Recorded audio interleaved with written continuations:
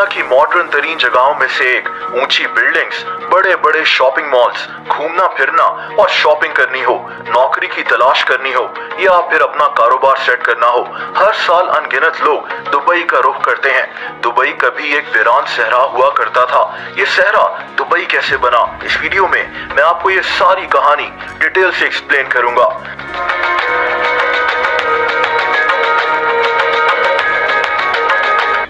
दोस्तों, ये साल था 1833 का, जब एक कबीला बनी यास के लोग आज जहां दुबई है यहां आकर रहना शुरू हो गए। उस वक्त ये इलाका एक सहरा हुआ करता था और ये अबू धाबी के कंट्रोल में था।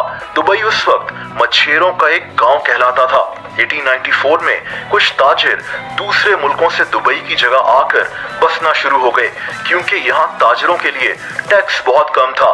लेकिन दुबई में अभी भी मछलियाँ पकड़ने के अलावा कोई खास काम नहीं होता था।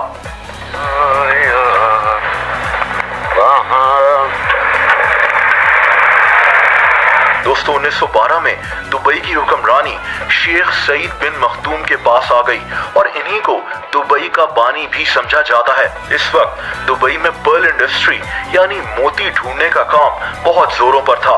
दुबई की मईशत इस काम से बहुत तेजी से आगे बढ़ रही थी, लेकिन दुबई अभी भी सिर्फ एक गांव ही कहलाता था। ये 1958 की बात है, जब दुबई के हुक्मरान शेख राशिद बिन सईद अल मखदूम बन गए।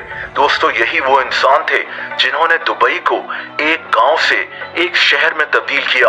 1963 में इन्होंने दुबई क्रीक, जहां बहरी जहाज आकर रुकते थे, इसको गहरा करवाना शुरू कर दिया।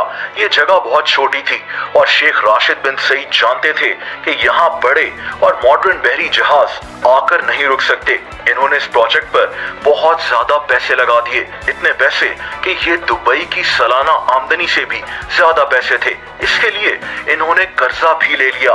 ये एक बहुत बड़ा रिस्क था, लेकिन शेख राशिद जानते थे कि इस प्रोजेक्ट से दुबई की इकोनॉमी पर बहुत गहरा असर पड़ेगा। और दोस्तों, ये प्लान कामयाब हो गया। अब दुबई में बड़े साइज के बहरी जहाज भी आकर रुकने लगे। इससे दुबई में सोने यानी गोल्ड की मार्केट भी फैलना शुरू हो गई।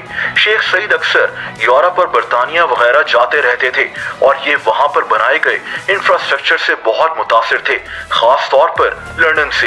इनको लंदन की सड़कें और वहां पर बनी हुई अंडरग्राउंड ट्यूब यानी ट्रेन सिस्टम बहुत मुतासिर करता था। इनके दिल में भी ख्वाहिश थी कि दुबई एक दिन ऐसा ही मॉडर्न शहर बन जाए। दोस्तों, शेख राशिद ने दुबई को एक शहर की शक्ल देना शुरू कर दी। 1959 में इन्होंने दुबई में एक मॉडर्न एयरपोर्ट भी बनवा दिया।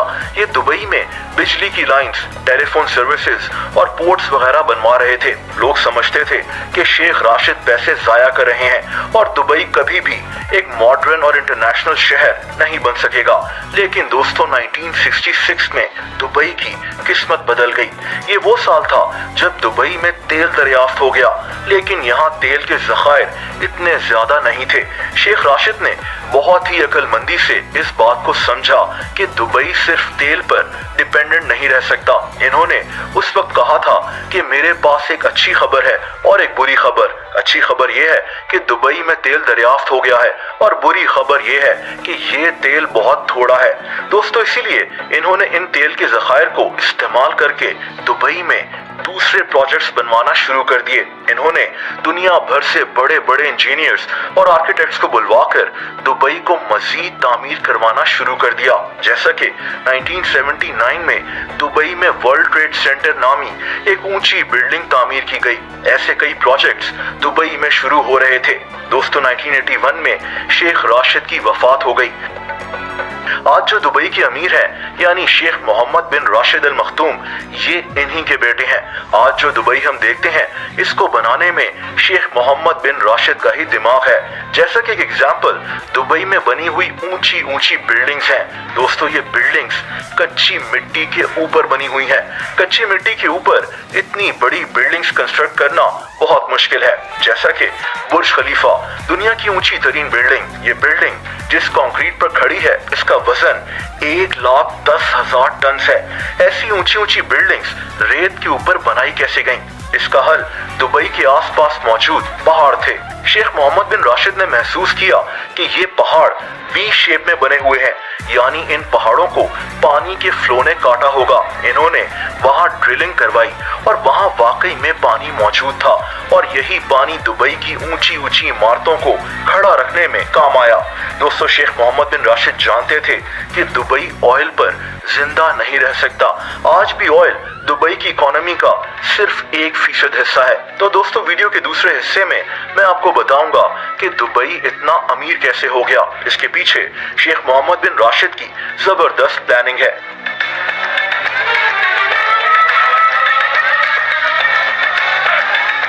इन्होंने बहुत अक्लमंदी से दुबई में ऐसी ऐसी चीजें बनाना शुरू कर दी जिनकी वजह से पूरी दुनिया के लोग दुबई की तरफ मुतवज्जे हो गए। जैसा कि दुनिया की सबसे ऊंची इमारत यानी बुर्ज खलीफा, दुनिया के बड़े तरीन मॉल्स में से एक दुबई मॉल, आलीशान होटल्स जैसा कि बुर्ज अल अरब या फिर मस्नूई जजीरे, दुबई की एयरलाइन एमिरेट्स एयरलाइन भी दुनिया की बेहतरीन एयरलाइंस में से एक है। ये सारी अट्रैक्शंस थीं जो लोगों को दुबई की तरफ खींचकर लाती रहीं।